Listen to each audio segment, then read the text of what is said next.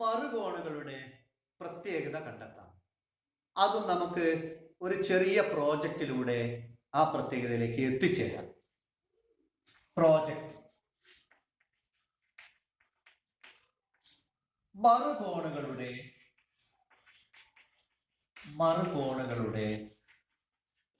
പ്രത്യേകത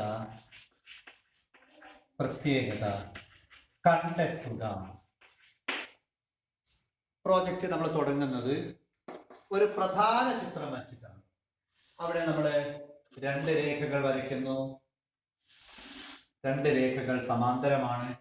മറ്റൊരു രേഖ മുറിക്കുന്നു. ഇതിന് നമ്മൾ AB എന്നും ഇതിന് നമ്മൾ CD എന്നും ഇതിന് നമ്മൾ XY എന്നും പേര് കൊടുത്താൽ പ്രൊട്രാക്ടർ ഉപയോഗിച്ച് നമ്മൾ അളക്കുന്നു എന്ന് കരുതുക. ഈ കോണളവ് 80 ഡിഗ്രിയാണ് എന്ന് നമ്മൾ കരുതിയാൽ മറ്റെല്ലാ കോണുകളും നമുക്ക് കണക്കാക്കാൻ വളരെ എളുപ്പമാണ്.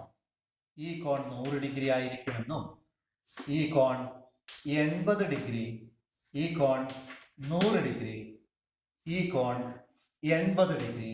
കാരണം ഈ രണ്ട് കോണുകൾ സമാന കോണുകളാണ് എന്ന് മുമ്പ് നമ്മൾ മനസ്സിലാക്കി. ഈ രേഖകൾ സമാന്തരമായതുകൊണ്ട് സമാന കോണുകൾ തുല്യമായിരിക്കും. ഇവിടെ 100 ഡിഗ്രി ആയിരിക്കും. ഇത് 80 ഡിഗ്രിയാണ് എന്നും ഇത് 100 ഡിഗ്രിയാണ് എന്ന് നമുക്ക് കണക്കാക്കാം. ഈ പ്രധാന ചിത്രത്തിൽ നിന്നും നമ്മൾ 4 ജോഡി മറുകോണുകൾ ഇനി വരയ്ക്കാൻ പോവുകയാണ്. ഓരോ മറുകോണുകളുടെയും ജോഡികളുടെ അളവുകൾ രേഖപ്പെടുത്തുക എന്നുള്ളതാണ് ഈ പ്രോജക്റ്റിൽ അടുത്തതായി നമ്മൾ ചെയ്യാൻ പോകുന്നത്. അതിനായി നമ്മൾ 4 ജോഡി മറുകോണുകളെ രേഖപ്പെടുത്തേണ്ടതുണ്ട്. 2 ചിത്രം. ഇത് 3ാമത്തെ ചിത്രം. വീണ്ടും നമ്മൾ 4ാമത് മറ്റൊരു ചിത്രം കൂടി വരയ്ക്കുന്നു. അപ്പോൾ ഈ പ്രധാന ചിത്രത്തിലുള്ള 4 ജോഡി മറുകോണുകൾ ഇനി നമ്മൾ രേഖപ്പെടുത്താൻ പോവുകയാണ്.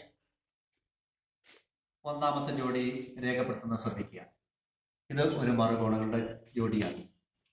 മറ്റൊരു ജോഡി ഇങ്ങനെ നമുക്ക് രേഖപ്പെടുത്താം. വേറൊരു ജോഡി ഇതായിരിക്കും. 4ാമത്തെ ജോഡി ഇങ്ങനെ അടയാളപ്പെടുത്താം. ഇനി 4 ജോഡികളുടെയും അളവുകൾ പ്രധാന ചിത്രത്തിൽ നിന്ന് നമുക്ക് എടുത്തെഴുതാം. അങ്ങനെയാകുമ്പോൾ ഈ കോണിന്റെ അളവ് എത്രയാണെന്ന് പ്രധാന ചിത്രത്തിൽ നിന്ന് പരിശോധിച്ചാൽ 80 ഡിഗ്രിയാണ് എന്ന് കാണാം. അതുപോലെ മറ്റേ കോൺ, അതിന്റെ മറുകോൺ ആയി വരുന്ന കോണിന്റെ അളവ് 80 ഡിഗ്രിയാണ് എന്നും ഇത് 100 ഡിഗ്രിയാണ്, ഇതിന്റെ അളവ് 100 ഡിഗ്രിയാണ് എന്നും ഈ കോൺ 80 ഡിഗ്രിയാണ് എന്നും താഴെ വരുന്ന അതിന്റെ മറുകോണിന്റെ അളവ് 80 ഡിഗ്രിയാണ് എന്നും ഇത് 100 ഡിഗ്രിയാണ്, അതിന്റെ മറുകോണിന്റെ അളവ് 100 തന്നെയാണ് എന്നും നമുക്ക് മനസ്സിലാക്കാൻ കഴിയും. എങ്കിൽ നമുക്ക് പരിശോധിച്ച് നോക്കാം. മറുകോണിലെ ഒരു കോണിന്റെ അളവ് 80 ആയാൽ മറ്റേ കോണിന്റെ അളവ് 80 ആണ്. 100 ആകുമ്പോൾ മറ്റേ കോണളവ് 100 തന്നെയാണ്. 80 80, 100 100. ഇതിൽ നിന്നും നമുക്ക് എന്ത് നിഗമനത്തിലാണ് എത്തിച്ചേരാൻ സാധിക്കുക? നിഗമനം നമുക്ക് രേഖപ്പെടുത്താം. രേഖകൾ സമാന്തരമായാൽ മറുകോണുകൾ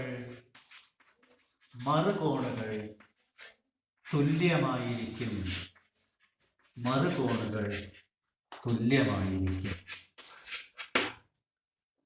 നേരത്തെ നമ്മൾ കണ്ട രേഖകൾ സമാന്തരമായാൽ സമാന കോണുകൾ തുല്യമായിരിക്കും എന്ന നിഗമനവും, ഇപ്പോൾ നമ്മൾ കണ്ട രേഖകൾ സമാന്തരമായാൽ മറുകോണുകൾ തുല്യമായിരിക്കും എന്നുള്ളതും ഒരേപോലെ തന്നെ നമുക്ക് മനസ്സിലാക്കാനും പഠിക്കാനും സാധിക്കും.